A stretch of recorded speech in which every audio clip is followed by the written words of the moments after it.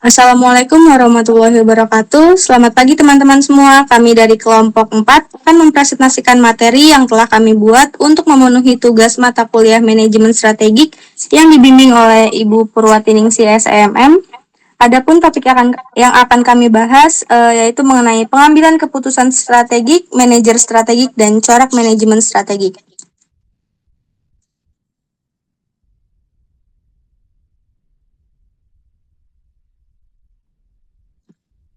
Lanjut, kita masuk ke materi yang pertama, yaitu pengertian manajemen dan manajemen strategis. Pengertian manajemen strategis yang pertama itu, manajemen adalah unsur administratif penting dalam organisasi yang mencakup berbagai aspek seperti komunikasi, keuangan, dan informasi. Manajemen strategi sendiri adalah seni dan ilmu untuk mengidentifikasi, mengimplementasikan, serta mengevaluasi keputusan lintas fungsi demi mencapai tujuan organisasi. Lanjut, manajemen strategis ini berfokus pada penetapan tujuan, penyusunan kebijakan, alokasi sumber daya, dan pelaksanaan rencana. Ini merupakan proses berkelanjutan yang menjadi panduan dalam pengambilan keputusan organisasi. Serta rencana strategis merupakan dokumen hidup yang terus disesuaikan dan diperbarui berdasarkan kondisi dan informasi terbaru. Organisasi ini harus responsif terhadap lingkungan internal dan eksternal yang terus berubah.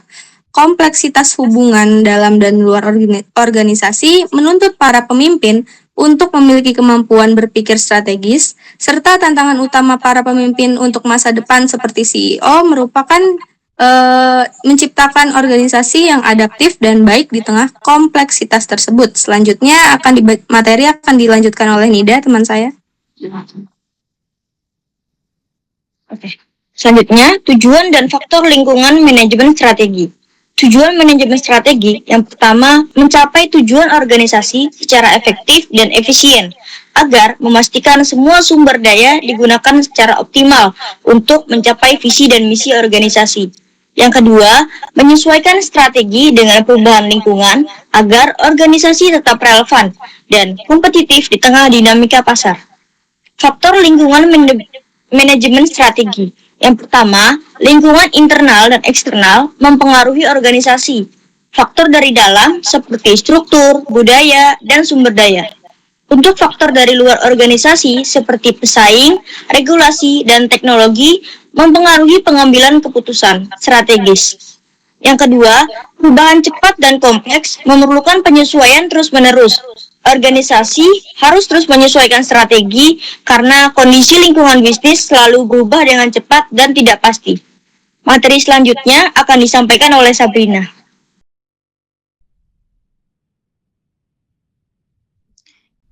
Baik, selanjutnya yaitu ada tantangan masa depan.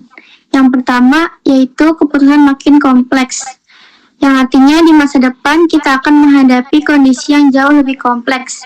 Keputusan tidak lagi bisa diambil secara sederhana.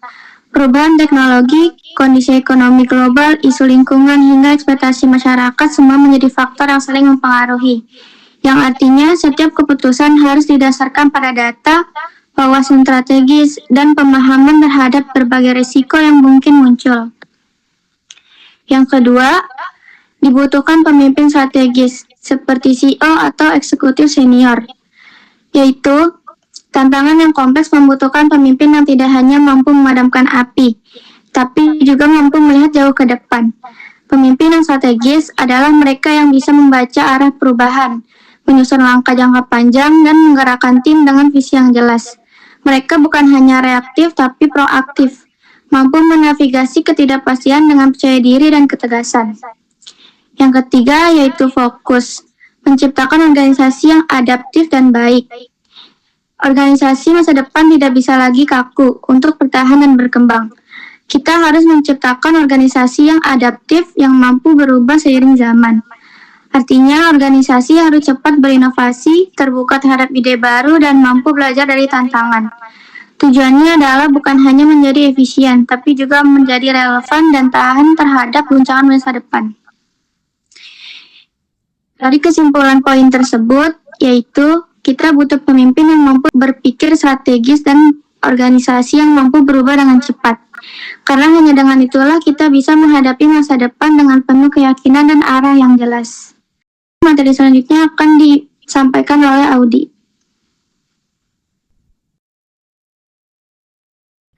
Pengambilan keputusan. Keputusan merupakan proses memilih satu penyelesaian dari beberapa alternatif yang ada. Keputusan yang kita ambil tentunya perlu didukung berbagai faktor yang akan memberikan keyakinan kepada kita sebagai pengambil keputusan bahwa keputusan tersebut telah tepat. Menurut Atmo Sudirjo 1970, struktur dan sistem pengambilan keputusan tergantung pada lima sistem pengambilan keputusan. Yang pertama, jabatan orang yang berwenang, berkewajiban atau bertanggung jawab untuk pengambilan keputusan.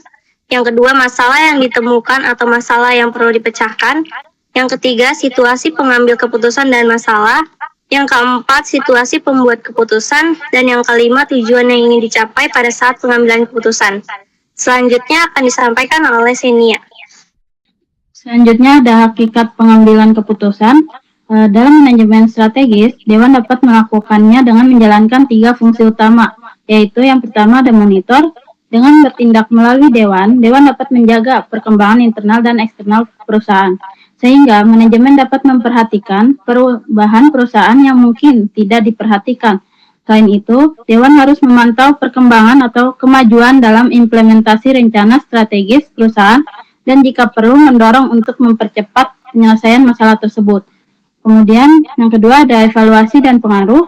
Dewan dapat mempertimbangkan proposal keputusan dan tindakan manajemen. Setuju atau tidak setuju dengan mereka, manajemen strategis memberikan saran dan rekomendasi atau mengusulkan tindakan dari berbagai pilihan.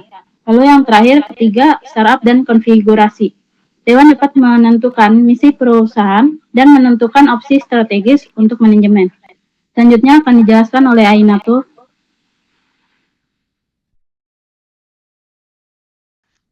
Dalam corak manajemen puncak, manajer berada pada tingkatan manajemen ini disebut top manajemen yang artinya manajer tingkat tertinggi. Yang kedua berfokus pada perencanaan atau planning dan pengelolaan atau organizing, di mana tugasnya yaitu berpikir strategis, mengambil keputusan dan mengorganisir. Di mana poin yang kedua adalah kualifikasi top manager. Menurut Profesor Dr. Sondang Siagian, MPA, di mana poin yang pertama adalah keterampilan manajerial, yang kedua cara berpikir manajerial, yang ketiga kerangka konseptual manajerial, dan yang keempat adalah sifat pengetahuan manajerial. Nah, untuk poin yang ketiga adalah keterampilan manajerial, di mana human skill, yaitu kemampuan memahami akan dan memotivasi orang lain. Yang kedua adalah technical skill, di mana kemampuan teknis dalam mengatur pekerjaan, dalam menjalankan pekerjaan. Dan yang ketiga adalah dalam catatannya yaitu top manager lebih dominan menggunakan human skill dibandingkan technical skill.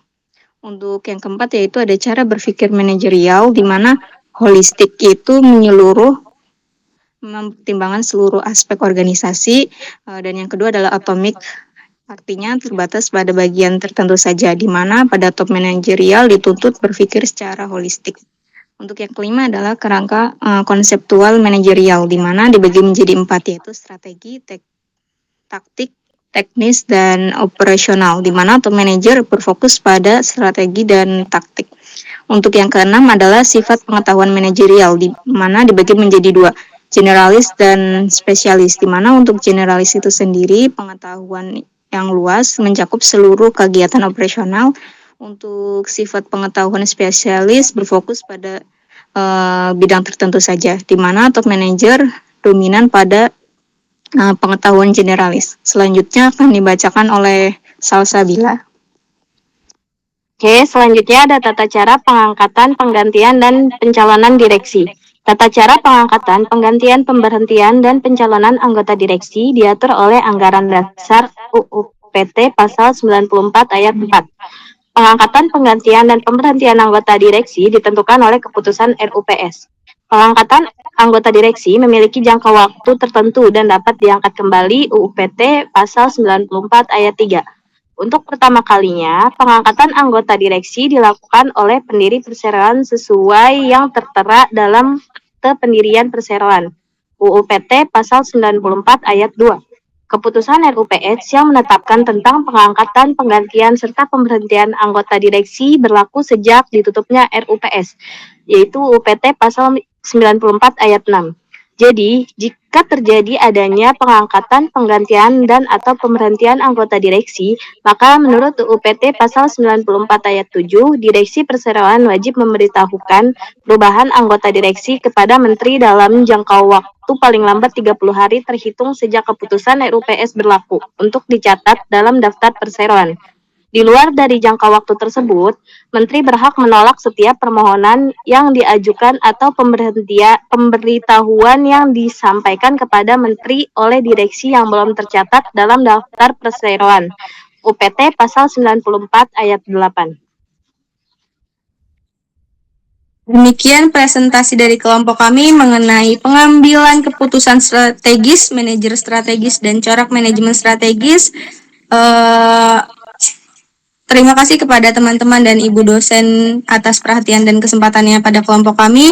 Wabillahi taufiq wal hidayah. Wassalamualaikum warahmatullahi wabarakatuh.